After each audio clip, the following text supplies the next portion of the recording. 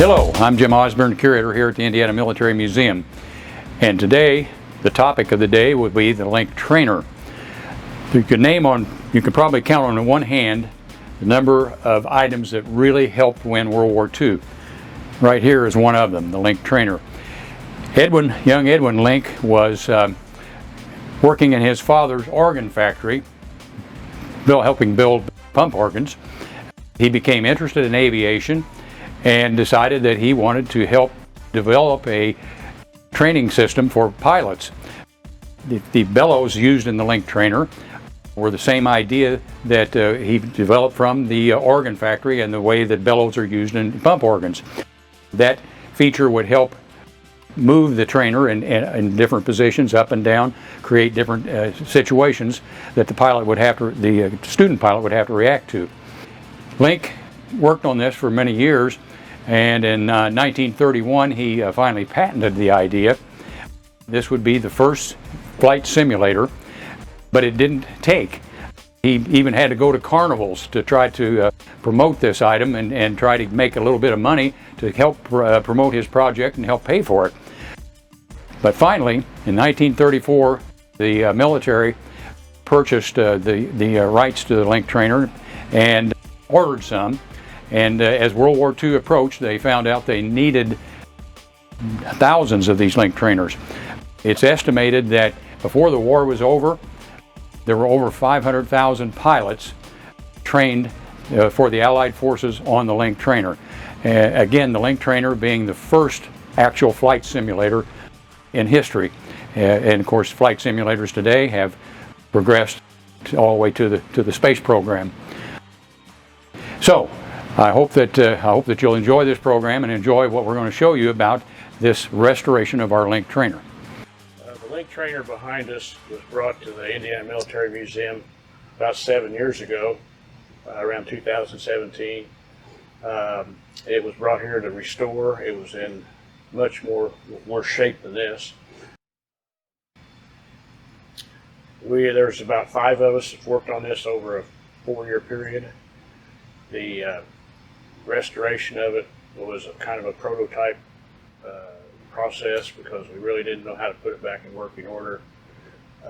The process of the Link Trainer was originally formed on bellows, air vacuum, and would help that position up and down and go around in a circle 360 degrees. We kind of modified that with actuators and a pulley system with a belt-driven motor. We started with a bare bones wood frame. There was no fabric on it. All the internal components were still there. A lot of them we had to remove to allow us to engineer a working model to demonstrate how this thing actually moved. So there was a lot involved in that. Had to rebuild the tail section, and certainly a lot of electrical engineering and mechanical engineering. I think Ben can expound on that. We originally started out, it was originally run by air, as he said, and by bellows. It made it go up and down, turn and everything. And we wanted to keep the bellows in there. We couldn't make them work with what we had there, so we put all the electrical stuff in it. There were actuators to make it work, and then we took the bellows and we built bellows and put them in there.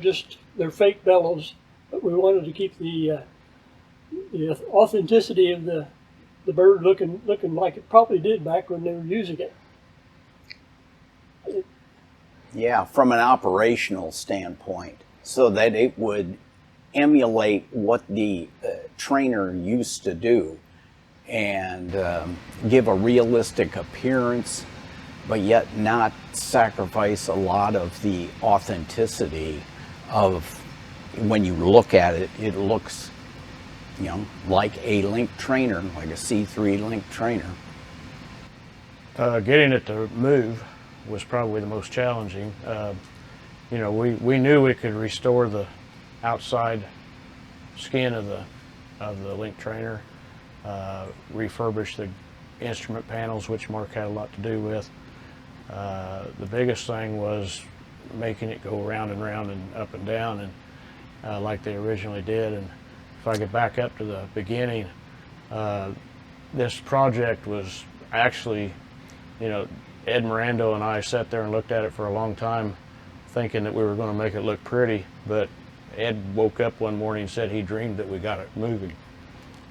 And that's sort of been the lifeline of our progress, is that we wanted to see it go up and down and operate. And we did, and Ed's here to see it. So. And there were a lot of challenges to doing that. A new engineering challenge after another that needed to be solved to make that happen. So it was a long process. We'd get one part of it done, maybe one just little piece, and say, okay, that works. What can we do next? And then we'd start on another part and say, well, let's try this or try this, and so it's just kind of a progressive work of trial and error. Yes. Biggest challenge probably was getting the motor to slow down enough. We had to put I think it's a 7 RPM motor that we've got on this thing, and it's no bigger than your fist. And we always feared that it would get hot. Never has. We don't know why. It just worked. We pick off things from the internet to put on here, and maybe they work. Maybe we'd have to send them back. We'd make adaptive plates to go with them. Sometimes they worked, sometimes they didn't, but in the end, she all came together, and it holds up so far. And it was engineering on the fly.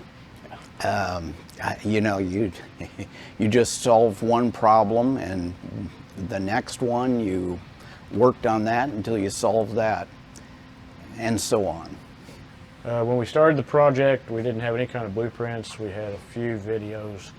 We had nothing to pull from for design or the progress we made with the stripping out the bellows and replacing it with the actuators. We did have some archive photos of, you know, of that period of Link Trainers, which we used to place some of the things on the body, the grab handles and the supports and those kind of things. You could look at photographs and locate where they should be and what they should look like. And we definitely didn't have all the pieces. We had to fabricate quite a few things. One of the interesting components of this system is the instructor station, which was essential so that the instructor who was sitting at the desk could monitor what the pilot was actually doing in the cockpit. It would plot on paper, on a map, the course he was flying, and he had the essential instruments that he could monitor the orientation of the airplane and compass heading, so that, you know, is he following the instructions, you know, close enough that he would be successful in flying and landing the airplane.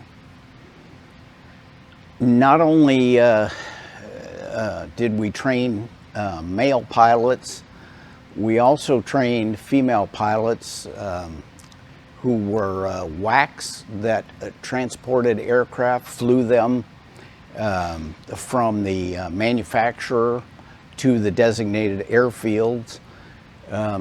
So it was critical in that role. When we started this project, we were looking at it just as a real interesting part of history that we thought other people should know about. How it was put together, who did it, what period of time was it in, and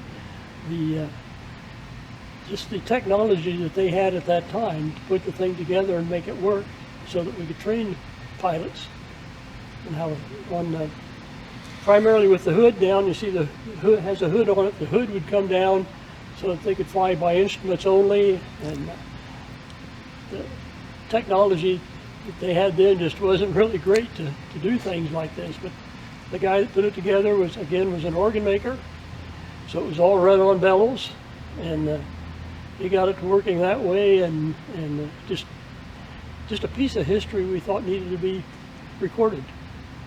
It's absolutely an amazing piece of technology. For the time, it was highly sophisticated. You know, when you're operating on compressed air and rudimentary electronics, it's just amazing what was accomplished. And also amazing is that so many pilots use this as their ticket to a seat in the in the pilot seat. I feel a great accomplishment of a team of about 4 or 5 people that worked on this thing religiously to get this to run. That being the biggest thing, feat that we had was to get it to run, not just to sit here. And the biggest accomplishment is seen when we see a person walk up and hit the button and make it go around on its own. The kids, the older people, you know, why should you come to see the Link Trainer at the museum? We have one of the few that does run in the country that we know of. There are others. We did modify ours to present day results so that we could get it to run, because the bellows system on ours was completely irreparable. But just the camaraderie between the volunteers to work on this for 4 years, seeing Ed's dream realized, and to see people enjoy it. And it's amazing the number of people that actually know what it is when they come through. I didn't when I was first starting on this project. So It's been fun just to put this together and coming up with different ideas of people that worked on it. A fun project and a piece of history that we just thought needed to be shared. And it turned out, just to me, to be a fun project. I got to work with some people with all kind of talent, which was really neat. And just a bunch of, kind of had fun putting the whole thing together. we just really don't know what we're going to do now.